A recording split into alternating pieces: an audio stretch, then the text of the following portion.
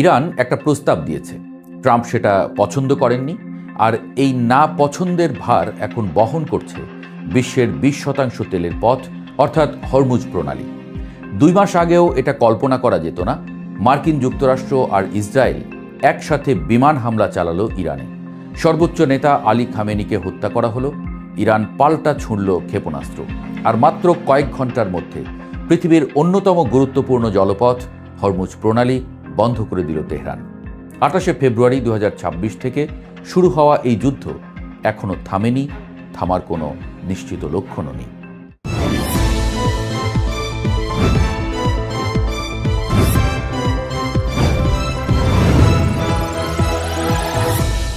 গল্পটা শুধু 2026 সালের নয়, 25 সালের জুনে মাত্র 12 দিনের একটা যুদ্ধে যুক্তরাষ্ট্র ইরানের পারমাণবিক স্থাপনায় বিমান হামলা চালিয়েছিল।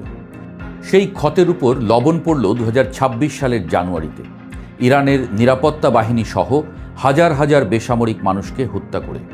উত্তেজনা চরম পর্যায়ে পৌঁছে, আর তখনই পারমাণবিক আলোচনা চলাকালেই যুক্তরাষ্ট্র ও ইসরায়েল ইরানের সামরিক ও সরকারি স্থাপনায় বিমান হামলা চালায় এবং সর্বোচ্চ নেতাকে হত্যা করে।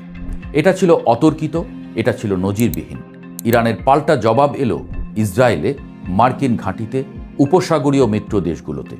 আর সবচেয়ে বড় অস্ত্র হিসেবে তেহরান ব্যবহার করল হরমুজ প্রণালী। ট্যাঙ্কার আটকালো, মাইন পাতল, বিশ্ব টের পেল তেলের দাম আকাশ ছুঁতে চলেছে। মানচিত্রে এটা মাত্র 34 কিলোমিটার চওড়া একটা সরু গলা, কিন্তু এই গলার ভেতর দিয়ে প্রতিদিন যায় প্রায় 20 মিলিয়ন ব্যারেল তেল, যা বিশ্বের সামুদ্রিক তেল বাণিজ্যের প্রায় 20%। সৌদি আরব, সংযুক্ত আরব আমিরাত, ইরাক, কাতার, এই দেশগুলোর তেল এই পথেই বের হয়। চীন তার 1/3 তেল পায় এই প্রণালী দিয়ে। ইউরোপ পায় তার 12 থেকে 14% তরলীকৃত প্রাকৃতিক গ্যাস। ফলে হরমুজ বন্ধ মানে শুধু মধ্যপ্রাচ্যের সংকট নয়, এটা বৈশ্বিক অর্থনীতির শ্বাসনালীতে হাত। আর ইরান সেটা জানে, ট্রাম্পও জানে। যুদ্ধ শুরুর পর থেকেই ইরান হরমুজে বাণিজ্যিক জাহাজ চলাচল বন্ধ করে দেয়। মেয়ার্স, সিএমএ, সিজিএম, হাপাগ লয়েডের মতো বড় বড় শিপিং কোম্পানিগুলো এই পথ পরিহার করতে বাধ্য হয়। আর তেলের দাম, গত বৃহস্পতিবার তেলের দাম 4 বছরের মধ্যে সর্বোচ্চ পর্যায়ে পৌঁছেছিল।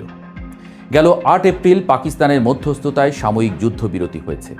ইসলামাবাদে সর্বোচ্চ পর্যায়ের আলোচনা চলেছে টানা 21 ঘণ্টা। 1979 সালের ইসলামী বিপ্লবের পর এই প্রথম। কিন্তু সেই আলোচনাও ব্যর্থ হয়েছে। এরপর ইরান একটি নতুন পথ দেখালো।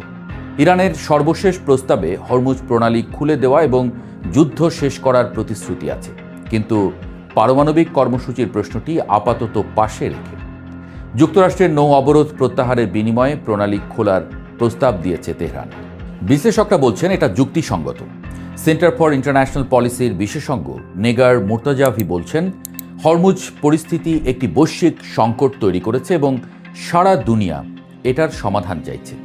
তেহরান এগোবে না যদি যুক্তরাষ্ট্র অবরোধ না তোলে, আর ওয়াশিংটন তুলবে না যদি ইরান প্রণালী না খোলে। তাই এটা স্থায়ী যুদ্ধবিরতির দিকে একটি ভালো প্রথম পদক্ষেপ হতে পারত, কিন্তু ট্রাম্পের হিসাব আলাদা। হোয়াইট হাউসে শুক্রবার তিনি বললেন তারা একটি চুক্তি করতে চায়, কিন্তু তিনি এতে সন্তুষ্ট নন। কারণ স্পষ্ট, যুক্তরাষ্ট্র চায় ইরান অন্তত 1 দশকের জন্য ইউরেনিয়াম সমৃদ্ধকরণ স্থগিত রাখুক এবং দেশ থেকে সমৃদ্ধ ইউরেনিয়াম সরিয়ে নিক। আর প্রণালী খুলে দিলে সেই দর কষাকষির শক্তি থাকবে না। ইরানের পারমাণবিক কর্মসূচি নিয়ে ওয়াশিংটনের উদ্বেগ নতুন নয়, কিন্তু এখন সেটাই যুদ্ধের কেন্দ্রবিন্দু। ট্রাম্প ফ্লোরিডায় এক বক্তৃতায় স্পষ্ট বললেন, যুক্তরাষ্ট্র এই সংঘাত তাড়াতাড়ি শেষ করবে না, যাতে 3 বছর পরে আবার একই সমস্যা না হয়। ইরানকে পারমাণবিক অস্ত্র হাতে পেতে দেওয়া হবে না। সমস্যা হলো ইরানের নেতৃত্ব নিজেই বিভক্ত। পররাষ্ট্রমন্ত্রী আব্বাস আরাগচি পাকিস্তানি, মিশরীয়, তুর্কি এবং কাতারি মধ্যস্থতাকারীদের জানিয়েছেন, মার্কিন দাবি মেটানো নিয়ে ইরানের নেতৃত্বের ভেতরে কোনো ঐক্যমত্য নেই। ট্রাম্পও বললেন, ইরানের নেতৃত্ব 2 বা 3টি দলে ভাগ হয়ে গেছে।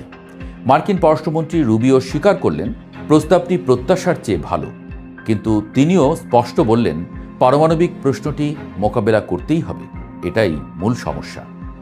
এদিকে ইরানও কিন্তু বসে নেই। কূটনীতির পাশাপাশি তেহরান একটি বার্তাও দিয়ে রেখেছে।